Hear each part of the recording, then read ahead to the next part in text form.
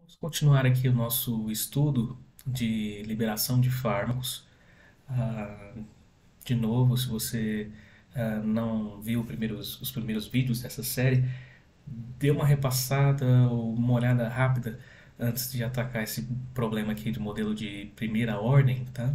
A gente vai olhar novamente para esse problema aqui que eu tenho um becker, um comprimido, eu tenho aqui recipiente, fármaco e eu vou liberar fármaco para esse solvente que está aqui em verde. A representação esquemática desse problema está aqui, é a mesma, tá? Da anterior.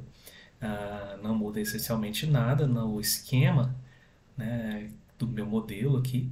Só que agora, ao invés de dizer que a taxa de variação daquilo que eu tenho ali no compartimento doador, eu vou perder do doador, vou perder fármaco no compartimento doador e vou ganhar no aceitador ou receptor, tá? Com uma taxa aqui KDA no modelo de ordem 0, mas no modelo de ordem 1, veja só, aqui eu tenho, ao invés de um polinômio de ordem 0, aqui do lado direito, a minha taxa de variação vai ser menos, porque eu estou perdendo para o compartimento receptor, KDA que multiplica QD, que é essa própria função que está aqui, ó. Então, assim, a taxa com que eu estou perdendo fármaco para o compartimento receptor, ela é proporcional à quantidade de fármaco que eu tenho ainda no compartimento doador. É um comportamento que acontece bastante na prática, tá? E então esse modelo é bastante importante. O modelo de ordem zero também acontece de você poder modelar a liberação de fármaco ou outros fenômenos usando ordem zero, mas aqui, esse aqui aparece bastante. O que na prática, né, intuitivamente, se você tem uma quantidade grande de fármaco ali no seu compartimento doador, nesse modelo, o que eu estou dizendo é que nesse início, que eu tenho muito fármaco, a minha taxa de variação, a minha perda vai ser maior. Quando eu tiver menos fármaco, aí a minha taxa de variação vai ser menor, ela não vai ser uma constante mais. Ela vai depender da minha concentração de fármaco no compartimento doador, tá? Como é que eu resolvo? É uma equação diferencial, de novo. Estou em busca aqui de uma função. A função aqui no caso é Q de D, né? A quantidade de fármaco no compartimento doador, que é o comprimido, ou esse compartimento aqui, que eu tracei aqui em vermelho. Vou colocar tudo que depende da função QD aqui para o lado esquerdo, e daqui do lado direito vou deixar só o que depende de T ou DT, né? E aí, a gente chama essa estratégia de separação, né? Uma equação diferencial separável. Eu coloco desse lado aqui dQd sobre QD, e desse outro lado aqui fica o menos KdA dt. Por que eu faço isso? Porque quando eu integrar dos dois lados, mantendo a minha igualdade, olha o que eu obtenho. Se você for no vídeo lá que a gente definiu algumas propriedades, ou se você já conhecer, né?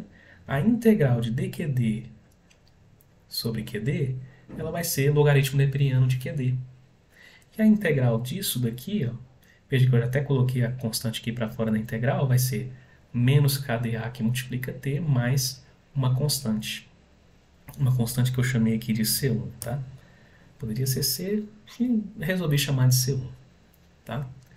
Bom, então agora eu tenho essa equação, logaritmo neperiano de QD igual a menos KdAT mais uma constante. O que eu vou fazer agora? Vou fazer exponencial dos dois lados aqui, ó, para manter a igualdade. Como é que eu faço? Exponencial de ln de QD é igual a exponencial de menos KdAT mais C1. A gente também viu isso lá no vídeo em que a gente revisa algumas propriedades úteis aqui para a gente. Veja só, exponencial de ln de QD é o próprio QD. QD é uma função do tempo que eu estou buscando. Exponencial de uma soma é igual a exponencial de C1 vezes exponencial de menos KdAT, né? Quando eu tenho uma multiplicação, né? Mantenho a base e somo os expoentes. Aqui eu estou fazendo o caminho inverso. Então, exponencial de C1 vezes exponencial de menos KdAT. Bom, exponencial de C1 é uma outra constante, tá? posso chamar essa constante de C2. E aí eu obtenho então que QD, em função do tempo, é igual a uma constante exponencial de menos KDA T. Problema de valor inicial. Para o tempo t igual a zero, quanto que eu tenho de fármaco no compartimento doador? 100%. Vou chamar esse 100% de Q0. Então, se eu faço que tempo zero, essa exponencial vai ficar 1. E desse outro lado aqui, QD de zero é Q0. Então, eu fico com Q0 igual a C2. Logo, eu defino aqui a minha função agora, QD, eu encontro que a minha função QD em função do tempo, ela é, então, Q0 exponencial de menos KDAT. Tá? No tempo zero, 100%, Q0. E depois, o que eu vou ter é uma queda exponencial do fármaco no compartimento doador. Bom, em alguns casos aqui, o pessoal costuma chamar de tal de dA essa constante, que o inverso dessa constante, 1 sobre KdA. Veja que KdA tem unidade de 1 sobre tempo. Tá? 1 sobre tempo vezes tempo, eu tenho 1, né? Então eu tenho aqui certinho as minhas unidades. Então, em alguns momentos você pode encontrar aqui uma constante de tempo associada a esse processo, chamada de tal dA, sendo o inverso dessa constante. Tá? Então, uma outra maneira de escrever esse QD em função do tempo seria Q0 exponencial de menos t sobre tal dA. Tá? Aqui eu fico com tempo e tempo, né? Uma constante de tempo. Parece muito aí quando a gente faz modelagem. A gente pode expressar dessas duas formas. Tá? Vou deixar aqui o KdA porque foi o que eu coloquei aqui no meu esqueminha. Tá? Mas poderia ser também o tal dA. Afinal de contas, a gente raciocina melhor em função de coisas que são que têm unidade de tempo, né? E não de inverso de tempo. Né? Mas tudo bem. O inverso do tempo seria uma frequência, né? Uma taxa de variação no tempo. Enfim, encontrei que a minha função que representa, que modela a liberação do fármaco aqui a partir do comprimido em função do tempo é uma exponencial decrescente. Para o compartimento receptor ou aceitador, o que eu tenho? Ora, e como eu tinha lá no modelo de ordem zero, se aqui a taxa de variação do que eu tenho no compartimento doador é menos KdA/QD, ora, lá no aceitador ou no receptor, você vai encontrar aí mais essa terminologia, receptor, eu tenho o contrário, mais KdA/QD. Ora, aqui o que eu vou fazer? Eu vou substituir a função que eu encontrei. Eu já sei quem é QD. Então, QD, substituindo, é Q0 exponencial de menos KdAT. Maravilha! Agora eu vou separar, olha só. dQA, a função que eu quero encontrar, vou deixar do lado esquerdo, e daqui eu vou passar o dt para lá, porque olha só, aqui eu consigo integrar. Ó. Eu tenho aqui uma função do tempo, dt, aqui são constantes. Se eu integrar dos dois lados, o que eu obtenho? Lembrando das propriedadezinhas que a gente viu lá nos primeiros vídeos, integral de dQA é QA, em função do tempo. Aqui eu tinha constantes, KdA, Q0, integral da exponencial de menos KdAT é exponencial de menos KdAT dividido por menos KdA, dividido pela constante que está aqui multiplicando t, isso tudo mais uma constante. Tá? Então, QA de t, veja que aqui ó, eu simplifico, corta, fico com menos Q0 exponencial de menos KdAT mais uma constante.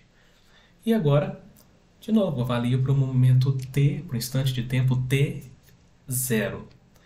Quanto que eu tenho de fármaco no compartimento receptor no tempo t igual a zero? Ora, tenho zero. Tá tudo lá no compartimento doador ainda. Então, substituindo aqui, tempo t igual a zero, QA igual a zero. Então, eu fico com zero desse lado. Desse outro lado aqui, eu vou ficar com t sendo zero aqui, isso aqui vai a 1. Essa exponencial vai a 1. Então, eu fico com 0 igual a menos Q0 mais C. 0 igual a menos Q0 mais C. Logo, a constante que tinha ficado aqui, ela é igual a Q0. Então, a minha função QA de t é menos Q0 exponencial de menos KDAT mais Q0, que é o valor da constante que eu achei utilizando aqui o valor inicial. Função QA no tempo zero é zero. Então, colocando Q0 em evidência, o meu QA de t eu encontrei esse que é Q0, 1 menos a exponencial de menos KDAT. Tudo bem? Veja que, de novo, QA de t mais, passando para cá, QD mais QA em qualquer tempo tem que dar sempre Q0, conservação da massa, tá? O que está no compartimento doador mais o que está no compartimento receptor tem que estar sempre dando Q0. A não ser que eu esteja perdendo material de alguma forma para fora do meu sistema.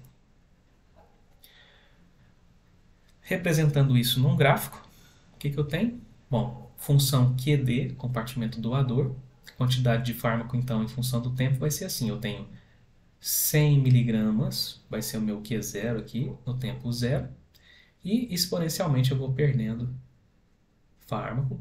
Meu KDA agora vai ter unidades de 1 sobre tempo, ou 1 sobre hora, aqui no caso.